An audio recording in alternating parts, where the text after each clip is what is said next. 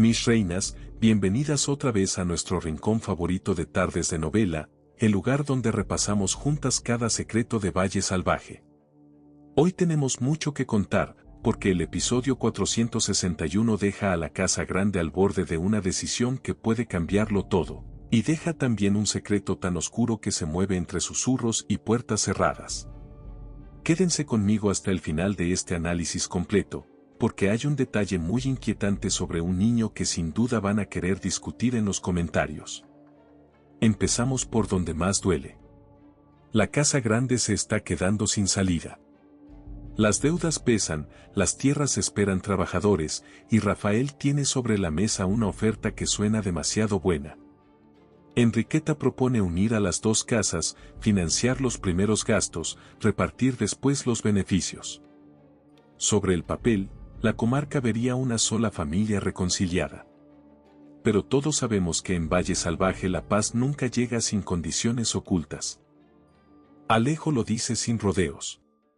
Una cosa es parecer unidos ante los vecinos y otra muy distinta es lo que pasaría puertas adentro.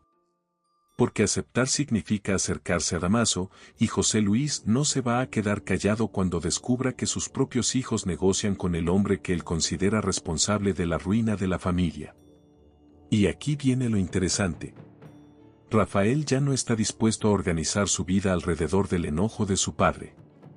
Para él, José Luis tuvo responsabilidad directa en la crisis, y las decisiones de ahora tienen que responder a lo que la casa necesita, no al orgullo herido de un hombre que ya se equivocó demasiadas veces.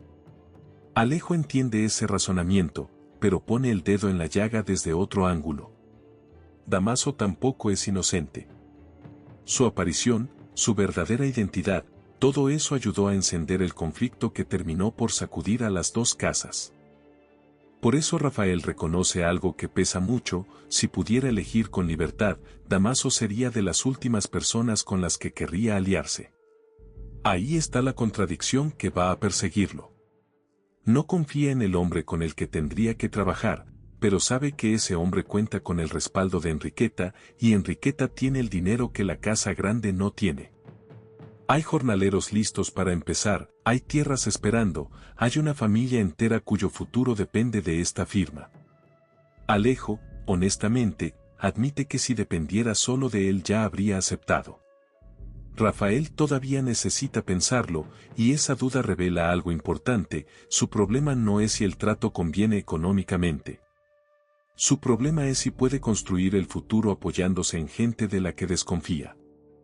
Pensemos un momento en los números reales detrás de esta decisión, porque a veces el drama nos hace olvidar la parte más fría del asunto. La Casa Grande no solo tiene tierras improductivas, tiene jornaleros sin pagar, compromisos atrasados y una reputación que empieza a resentirse frente a los proveedores de la comarca. Cada semana que pasa sin sembrar es una semana de ingresos que no vuelve. Enriqueta lo sabe perfectamente, y por eso su oferta llega en el momento exacto en el que Rafael tiene menos margen para negociar condiciones. No es casualidad, es estrategia, y quien conoce un poco de cómo se mueven las alianzas de conveniencia en estas familias de la época sabe que la generosidad repentina casi nunca es gratuita. Mientras Rafael carga con esa presión, aparece la conversación más dura del capítulo. José Luis intenta impedir que su hijo entregue el palacio a Enriqueta. Para él no se trata solo de una propiedad, se trata del apellido, de la posición, de todo lo que los Aguirre han representado frente al reino durante generaciones. Le pide a Rafael que busque otra salida, que ofrezca tierras, que retrase la decisión, cualquier cosa antes que perder el palacio. Rafael responde desde un lugar completamente distinto. Él no piensa en símbolos, piensa en deudas, en obligaciones y sobre todo en el honor.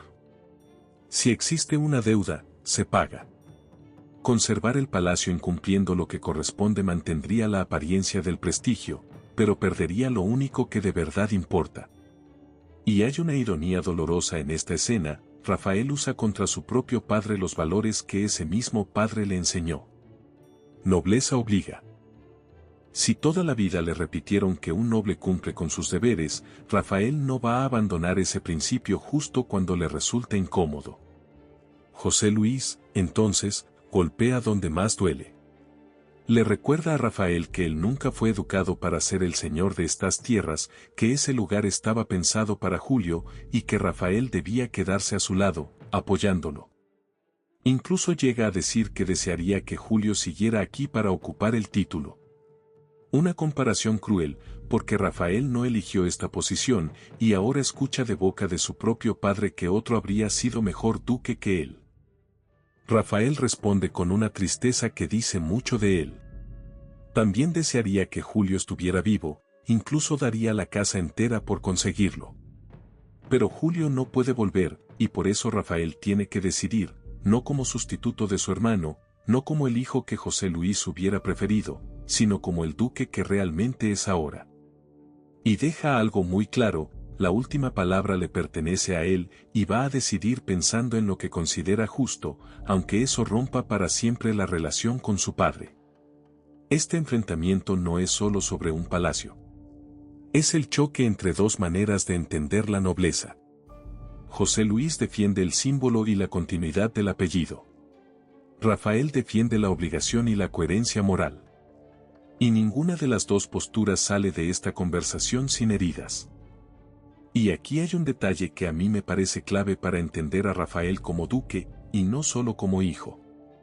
Cuando alguien hereda un título sin haberse preparado toda la vida para él, suele pasar una de dos cosas, o se aferra desesperadamente a los símbolos para sentirse legítimo, o hace exactamente lo contrario. Se aleja de los símbolos para demostrarse a sí mismo que su autoridad no depende de un escudo colgado en una pared. Rafael eligió el segundo camino, y eso lo convierte en un tipo de líder que su padre nunca terminó de entender, porque José Luis gobernó siempre pensando en cómo lo vería la comarca. Rafael está empezando a gobernar pensando en lo que puede mirar de frente sin avergonzarse. Esa diferencia, mis reinas, va a definir buena parte de lo que viene. Del otro lado, en la casa pequeña, la impaciencia crece. Los trabajadores están listos, podrían empezar de inmediato, pero falta la respuesta del duque. Damaso cree que ya no deberían esperar más, teme que José Luis o don Hernando reaccionen contra ellos. Enriqueta, en cambio, piensa que presionar sería un error. Conoce a sus sobrinos, sabe que Rafael no se deja empujar con facilidad, y cree que cuanto más lo obliguen, más se va a resistir. Mejor dejar que decida solo, y aquí conviene detenerse un momento, mis reinas, porque la posición de Enriqueta es más interesante de lo que parece. Ella presenta esta propuesta como la solución definitiva para terminar con las guerras entre las dos casas, se ofrece a cubrir los gastos de ambas partes y promete repartir después los beneficios. Económicamente suena casi perfecto. Demasiado perfecto. ¿Dónde está el precio real? ¿Hay alguna condición todavía escondida? Alejo se hace exactamente esa pregunta y decide ir directo a su tía. No quiere discutir, quiere una respuesta clara, la propuesta es realmente suya, o Damaso está usando su nombre para conseguir un lugar que jamás obtendría por sí mismo. Alejo no oculta lo que piensa de Damaso, para él está lejos de ser un hombre íntegro. Rafael, en cambio, siempre ha intentado actuar con rectitud, así que saber quién garantiza de verdad este acuerdo resulta decisivo. Enriqueta responde con firmeza, la oferta es de ella, quiere que el trato salga adelante y les pide a sus sobrinos que no se preocupen. La respuesta suena convincente, pero la duda de Alejo se queda ahí, flotando, porque en esta familia ya aprendimos que una promesa sincera también puede esconder consecuencias que nadie vio venir, y ahora, antes de seguir con Rafael, quiero contarles algo que va a molestarles tanto como a mí. El proyecto de las aguas de Colonia también se está resquebrajando. Nicolás sigue dolido por el comentario de Enriqueta sobre su fórmula, y Matilde intenta calmarlo, le recuerda que él mismo había advertido que crear una buena fragancia era un trabajo delicado, que un error no condena el proyecto entero. Pero entonces llegan noticias nuevas, Enriqueta no solo criticó, también aportó sugerencias, algunas fragancias de referencia, y una observación puntual, según ella, a la mezcla le falta alcohol. Podría pensarse que esto tranquilizaría a Nicolás. Al fin y al cabo, Enriqueta no está tratando de hundir el proyecto, está ofreciendo un camino de mejora. Pero pasa justo lo contrario. Cada opinión externa toca una fibra muy sensible en él, porque quiere demostrar que su trabajo es mejor que cualquier referencia ajena. Y aquí empezamos a entender que el verdadero conflicto no es solo la calidad del producto, es el orgullo profesional de un hombre que siente que su sueño está siendo cuestionado. Guarden este detalle, porque más adelante esa inseguridad va a estallar. Atanasio descubre que Nicolás está a punto de marcharse y al principio piensa que la culpa es de Enriqueta. Pero Nicolás aclara que el verdadero problema tiene nombre propio, Matilde. Cuando llegó a este proyecto, esperaba trabajar codo a codo con su amigo, imaginaba que su conocimiento sobre las aguas de Colonia sería el centro de todo. En cambio, se encuentra compartiendo cada decisión con la esposa de Atanasio, y siente que ella opina sobre temas para los que no tiene la misma formación que él. Atanasio no acepta esa lectura, y aquí la discusión se vuelve mucho más profunda que una simple diferencia de opiniones sobre un perfume. Nicolás cree que existe una frontera clara entre saber y opinar, él estudió, tiene experiencia, conoce el proceso de principio a fin. Atanasio, en cambio, entiende que tener más conocimiento técnico no significa tener siempre la razón, y que trabajar con otras personas implica aceptar que te cuestionen, aunque no compartan tu mismo camino. Y entonces aparece el verdadero miedo de Nicolás. Este negocio es el sueño de toda su vida, no quiere que fracase, y por eso cada opinión contraria le duele como si pusiera en duda no una fórmula, sino su propio valor. Desde su punto de vista, Atanasio piensa en el negocio en general, Nicolás piensa específicamente en la fragancia, y Matilde intenta meterse en los dos terrenos a la vez. Para Nicolás eso se ha vuelto insoportable, tanto que prefiere marcharse antes de que la tensión rompa algo todavía más importante, su amistad con Atanasio. Su razonamiento es triste, si el negocio fracasa, al menos quiere conservar un amigo, pero esa misma frase demuestra lo cerca que están de perderlo todo. Y hay algo más que vale la pena señalar aquí, mis reinas. Cuando dos socios empiezan a discutir sobre quién tiene derecho a opinar, casi nunca están discutiendo realmente sobre la fórmula de un perfume.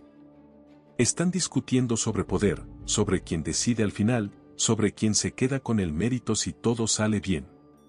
Nicolás puede decir que el problema es la falta de formación de Matilde, pero lo que en realidad le molesta es no ser el único dueño de la idea. Y eso, en un negocio que apenas empieza, es una grieta mucho más peligrosa que cualquier fragancia mal calibrada. Si Atanasio no logra que los tres entiendan que este proyecto necesita más de una mirada, las aguas de Colonia podrían quedarse sin nadie que las termine de crear, sin importar cuánto talento haya sobre la mesa. Vale la pena anotar algo sobre este negocio como proyecto en sí mismo, mis reinas, porque a veces perdemos de vista que no es solo un telón de fondo para los conflictos personales de sus creadores. Este emprendimiento representa una de las pocas iniciativas dentro de la historia que no depende directamente del apellido ni de la herencia de ninguna de las dos casas, un proyecto construido desde cero, con trabajo y conocimiento técnico, y eso lo convierte en un símbolo distinto dentro de Valle Salvaje, el símbolo de que se puede prosperar sin necesitar un título nobiliario. Por eso, cuando la relación entre sus creadores empieza a resquebrajarse, lo que está en juego no es solo una amistad, es la posibilidad misma de que ese camino alternativo funcione de verdad. Cambiamos de tono por un momento, porque el episodio nos regala una escena que se sale completamente del drama y que a mí, personalmente, me sacó una sonrisa. Manuela descubre que su libro favorito ha desaparecido, y para ella eso no es cualquier cosa. Esa novela la conmueve, la ha releído 1000 veces, hay fragmentos que le dejaron una huella profunda. Cuando descubre que no está donde debería, monta en cólera, exige que se busque en cada habitación, y deja claro que quien haya tocado ese libro sin permiso tiene un problema serio. Alejo aparece con la información, sabe quién lo tiene. Braulio tomó prestada la novela por curiosidad y terminó atrapado en su lectura. Para Manuela, eso es casi imperdonable, y quiere recuperarla de inmediato. Pero la conversación toma un rumbo que nadie esperaba. Alejo le pregunta por qué esa obra significa tanto para ella, y Manuela intenta explicarle que hay una sensibilidad especial en sus páginas, una forma de expresar los sentimientos que a ella misma le cuesta poner en palabras propias. Alejo escucha con una atención distinta, la conversación se vuelve más íntima, más curiosa. Manuela recuerda uno de los momentos que más la marcaron, una historia de amor, distancia, y el miedo a perder a la persona amada. Y entonces Alejo reacciona de una manera extraña. No solo conoce la historia, la conoce desde un lugar que ningún lector normal tendría. Y llega la revelación, según Alejo, él es el autor de La criada honrada. Manuela simplemente no le cree. Piensa que está fanfarroneando, que la broma ya se le fue de las manos, y se marcha convencida de que acaba de escuchar una exageración más. La escena nos deja flotando en el aire una pregunta enorme: ¿logrará Alejo demostrarle que dice la verdad? Porque si Manuela descubre que el hombre al que acaba de llamar fanfarrón escribió de verdad la novela que tanto la ha emocionado, la forma en la que lo mira podría cambiar por completo. Guarden esta trama, mis reinas, porque tiene potencial para convertirse en una de las más bonitas de la temporada. Hay algo más que quiero señalar sobre esta trama de Manuela y Alejo, porque más allá de la ternura del momento, también dice algo sobre cómo cada personaje de esta familia carga con una versión de sí mismo que nadie más conoce. Manuela se muestra ante todos como alguien exigente, casi severa con su servicio, pero frente a un libro se vuelve completamente vulnerable, capaz de emocionarse hasta las lágrimas por una frase bien escrita. Alejo, por su parte, se presenta habitualmente como el hermano despreocupado, el que no toma nada demasiado en serio, y sin embargo guarda en secreto una obra entera, escrita con la sensibilidad suficiente como para conmover a la mujer que ahora lo acusa de mentiroso. Estas dos revelaciones, pequeñas en apariencia, son en realidad de las más importantes del capítulo, porque nos recuerdan que en Valle Salvaje nadie es exactamente lo que muestra hacia afuera. Y quiero detenerme un segundo en algo que casi nadie comenta sobre esta escena, mis reinas. Alejo no le confesó su secreto a cualquiera, se lo confesó a Manuela precisamente en el momento en el que ella hablaba con más honestidad sobre lo que la conmueve. No fue casualidad, fue una decisión. Alejo lleva tiempo escondiendo esa parte de sí mismo, probablemente porque teme que lo juzguen por escribir en secreto, o porque teme exactamente esta reacción, que no le crean. Y sin embargo eligió justo este momento para soltarlo. Eso nos dice que hay algo en la manera en la que Manuela habla de las historias que le importan que hace que Alejo baje la guardia. Puede que él mismo no lo sepa todavía, pero acaba de mostrarle una parte de sí mismo que quizás nadie más en el palacio conoce. Y ahora sí, volvemos al misterio que más nos duele, Rosalía y las parteras. Rosalía consigue hablar a solas con Pura y Petra, sin Luisa ni Bárbara presentes, y eso ya nos dice que busca respuestas sin que nadie más interfiera. Las dos mujeres llegan preparadas para defenderse, insisten en que entienden su dolor, hablan de su oficio como una vocación, algo profundamente humano, y aseguran que robarle un hijo a una madre sería traicionar todo aquello en lo que creen. Esa defensa está construida para tocar exactamente la parte más vulnerable de Rosalía, porque ella no busca simplemente culpables, busca una explicación, cualquier pista que le permita pensar que lo que perdió tal vez no esté perdido para siempre. Pero Rosalía recuerda algo que sigue sin explicación: Luisa y Bárbara aseguraron haber escuchado a un recién nacido en la cabaña, y no una sola vez. Pura y Petra lo niegan tajantemente, intentan presentar a las otras dos mujeres como personas dadas a la fantasía, dicen que han revisado esa cabaña muchas veces y jamás encontraron nada, porque según ellas nunca hubo nada que encontrar. Y aquí conviene detenerse, mis reinas, porque Rosalía se encuentra atrapada entre dos versiones completamente opuestas. Por un lado, unas mujeres que juran haber oído a un bebé. Por otro, las parteras que lo niegan con total seguridad. Rosalía todavía no tiene la prueba definitiva que le permita romper ese empate, y esa es precisamente la razón por la que este misterio sigue siendo tan peligroso. Cada respuesta nueva abre otra duda. Pura y Petra intentan además llevar la conversación al terreno emocional, le dicen que es joven, que podrá tener más hijos, que ellas mismas podrían ayudarla en el futuro. Pero para alguien que todavía busca la verdad sobre su propia hija, esas palabras no cierran ninguna herida. Recordemos que Rosalía llegó a pensar que María podía ser esa hija, y eso demuestra hasta qué punto necesita una respuesta, no porque quiera engañarse, sino porque cuando una persona no conoce la verdad, cualquier posibilidad se convierte en esperanza. Detengámonos un momento también en Rosalía como personaje, porque su evolución en este episodio merece mención aparte. No es la misma mujer que empezó esta búsqueda hace varios capítulos, movida solo por el dolor y la desesperación.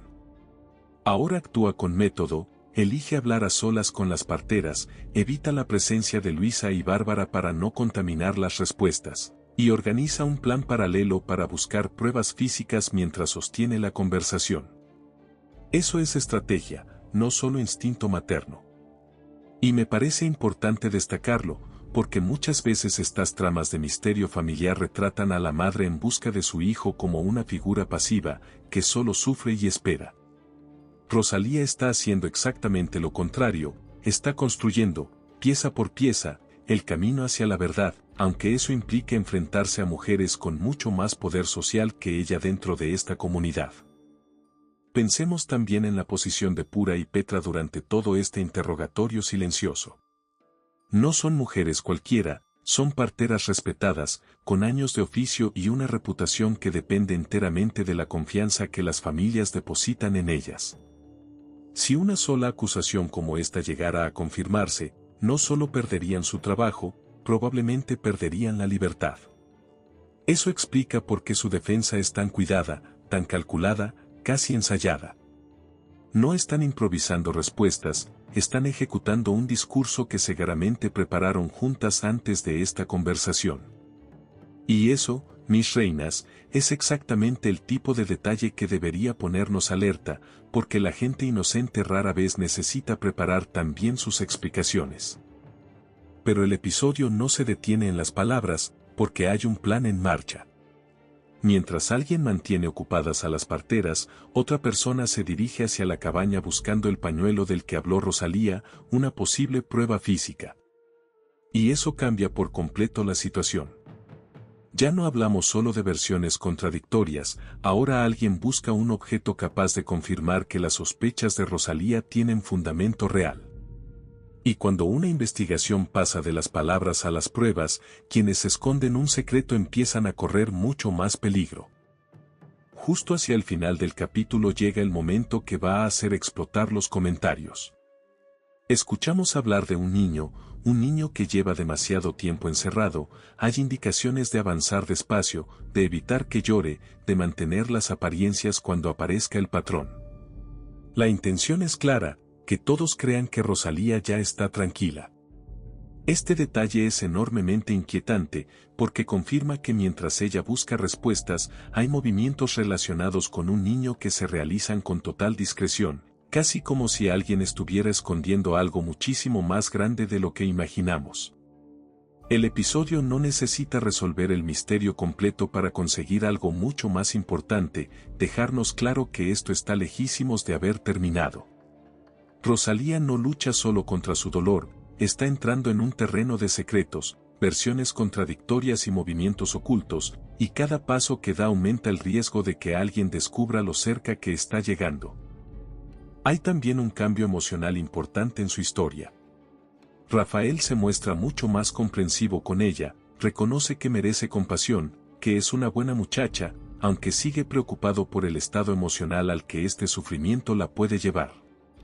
Rosalía pide perdón por el dolor causado, y Rafael admite que no había logrado ponerse realmente en su lugar.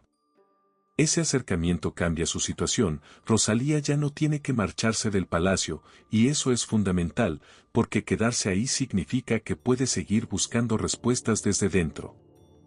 No podemos dejar fuera tampoco a Pepa y Martín, porque su historia también se movió, aunque de una manera más silenciosa. Después de lo ocurrido la noche anterior, Martín intenta disculparse, insiste en que aquel acercamiento no fue calculado, que simplemente se dejó llevar por un impulso. Pero Pepa no acepta una explicación tan sencilla.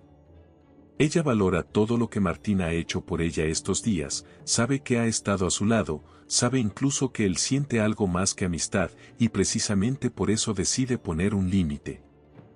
Pepa todavía tiene a Francisco demasiado presente, no logra sacárselo de la cabeza, y mientras ese sentimiento siga vivo, cualquier esperanza de Martín solo va a traer más dolor y más confusión. Cuando Martín se defiende diciendo que no pensó lo que hacía, a Pepa eso le suena peor todavía, porque justo ahora es cuando todos deberían pensar cada paso con más cuidado. Así que le pide distancia, que se ocupe de sus obligaciones mientras ella se queda a solas con lo que todavía siente por Francisco. El conflicto no se resuelve, simplemente queda en pausa, y algo nos dice que va a volver. Vale la pena pararnos un momento en lo que realmente está protegiendo Pepa cuando pone esta distancia, porque a primera vista parece que solo está protegiendo su corazón de una confusión más. Pero mirándolo con calma, también está protegiendo a Martín, aunque él todavía no lo entienda así. Si ella permitiera que esa cercanía siguiera creciendo mientras Francisco sigue tan presente en su cabeza, tarde o temprano Martín terminaría pagando el precio de un sentimiento que nunca fue completamente suyo. Pepa ya vivió suficiente dolor como para no reconocer las señales de una historia que empieza mal. Y esa madurez, esa capacidad de frenar algo que a otra persona en su lugar quizás le habría convenido dejar avanzar, dice mucho sobre en quién se está convirtiendo después de todo lo que ha pasado. Martín, por su parte, tiene ahora la oportunidad de demostrar si de verdad respeta lo que ella le pidió, o si va a insistir disfrazando la insistencia de preocupación. La diferencia entre esas dos actitudes va a decir mucho sobre si merece, o no, una segunda oportunidad más adelante. Si observamos el episodio 461 en conjunto, hay un hilo que conecta prácticamente todas las historias: la confianza. Rafael necesita decidir si puede confiar en Enriqueta a pesar de la sombra de Damaso. Alejo intenta comprobar si la propuesta de su tía es exactamente lo que dice ser. Rosalía debe decidir a quién creer mientras Pura y Petra niegan todo. Atanasio y Nicolás descubren que la amistad no garantiza saber trabajar juntos. Pepa necesita que Martín respete el límite que acaba de marcar, y Manuela se enfrenta a una afirmación de Alejo tan increíble que directamente se niega a creerla. Todos, de una manera u otra, se están preguntando lo mismo: ¿puedo confiar en la persona que tengo delante? Y esa pregunta prepara un terreno buenísimo para lo que viene, porque Rafael se acerca cada vez más a una decisión que ya no puede posponer más.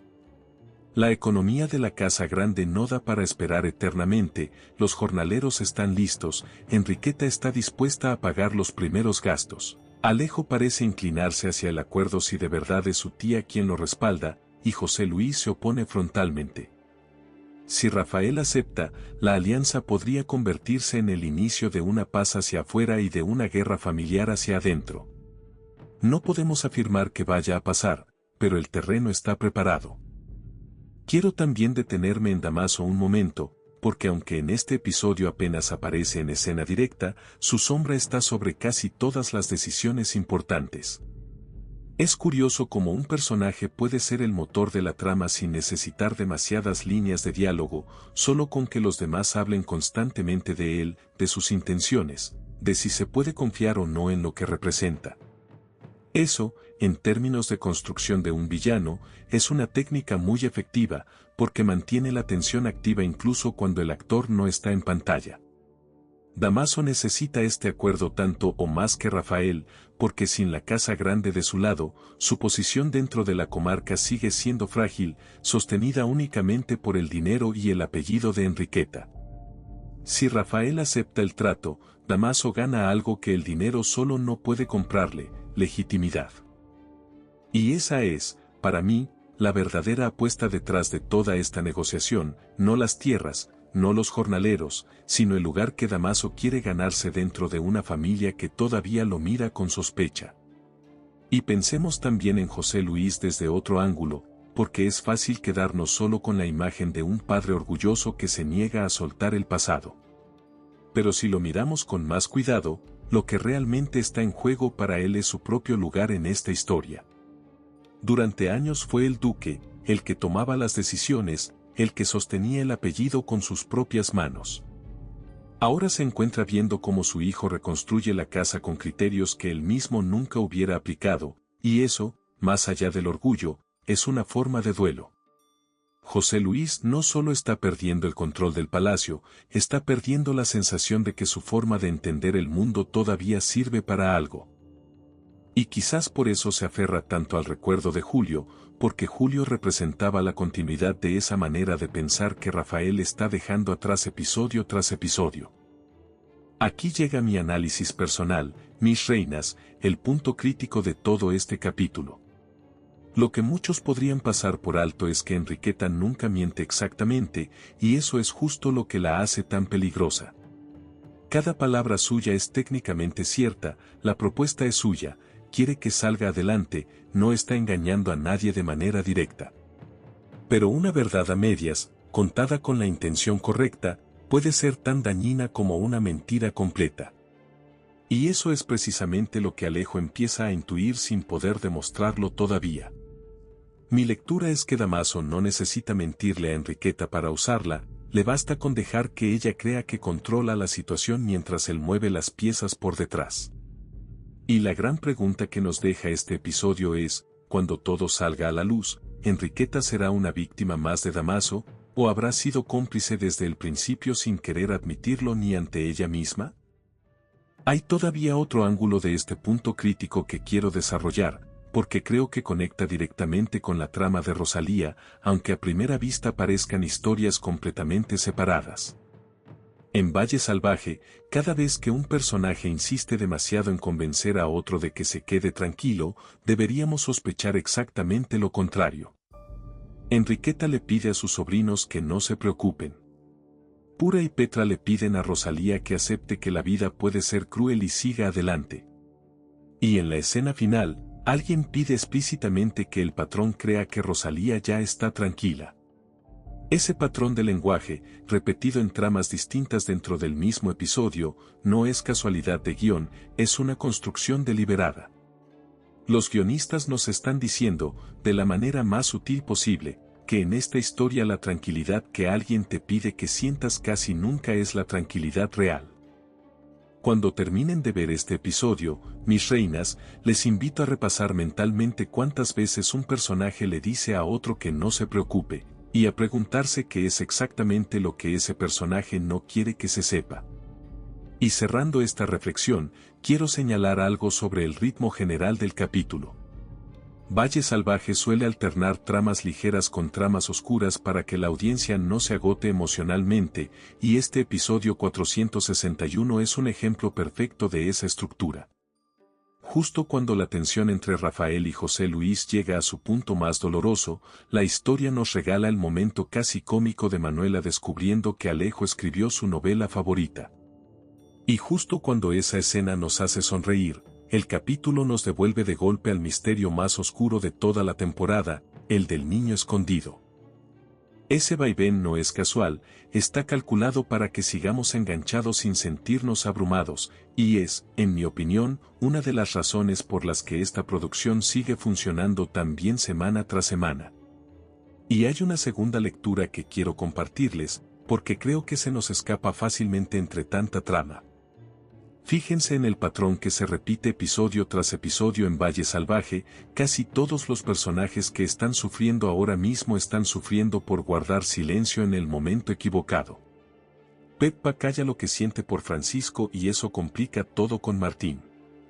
Nicolás calla su inseguridad real y la disfraza de crítica técnica hacia Matilde. Rafael calla frente a su padre durante años, hasta que ya no puede más y todo explota de golpe. Y Rosalía, la que quizás más está pagando este patrón, lleva meses buscando una verdad que otros están decididos a mantener en silencio a cualquier precio. Esta serie no está simplemente contando romances y secretos de familia, está mostrando, capítulo tras capítulo, lo que cuesta cuando la gente elige callar en lugar de hablar a tiempo. Y esa, para mí, es la columna vertebral invisible de esta temporada. Ahora pensemos un poco en lo que podría venir en el episodio 462, basándonos en las pistas que este capítulo nos dejó abiertas. Si Rafael finalmente firma el acuerdo con Enriqueta, lo más probable es que veamos una reacción inmediata de José Luis, y no una reacción cualquiera, sino algo que ponga en juego la relación entre padre e hijo de una manera definitiva. También es razonable esperar que Alejo siga tirando del hilo de la verdadera intención detrás de la oferta, porque un personaje que ya empezó a dudar en voz alta rara vez se detiene ahí. En cuanto a Nicolás, la pregunta que queda flotando es si Atanasio va a ceder terreno para retenerlo, o si va a plantarse y dejar que las consecuencias caigan donde tengan que caer, y ambas opciones tienen un costo alto para el negocio. Sobre Rosalía, todo apunta a que la búsqueda del pañuelo va a tener resultado, para bien o para mal, porque el episodio ya sembró demasiadas pistas como para dejarla sin pagar. Y no olvidemos a Manuela, que en algún momento tendrá que enfrentarse a la prueba de que Alejo decía la verdad, y esa confrontación, mis reinas, promete ser de las escenas más comentadas de las próximas semanas. Antes de despedirme, quiero dejarles las preguntas que más me interesa que respondan abajo. ¿Debería Rafael aceptar el acuerdo respaldado por Enriqueta para salvar la economía de la Casa Grande? ¿Creen que Alejo tiene motivos suficientes para desconfiar de lo que hay detrás de la propuesta? ¿Conseguirá Atanasio evitar que Nicolás abandone el proyecto de las aguas de Colonia? ¿Y qué papel terminará jugando ese niño que todos quieren mantener en silencio? Escríbanme su teoría completa en los comentarios, con detalles y todo. De verdad las leo todas y muchas veces terminan acertando antes que yo. Si les gustó este análisis del episodio 461 de Valle Salvaje, suscríbanse al canal y activen la campanita para no perderse ni un capítulo. Aquí seguimos, semana tras semana, descubriendo cada secreto de esta familia. Gracias enormes por acompañarme siempre hasta el final, mis reinas queridas, nos vemos muy pronto en el próximo análisis.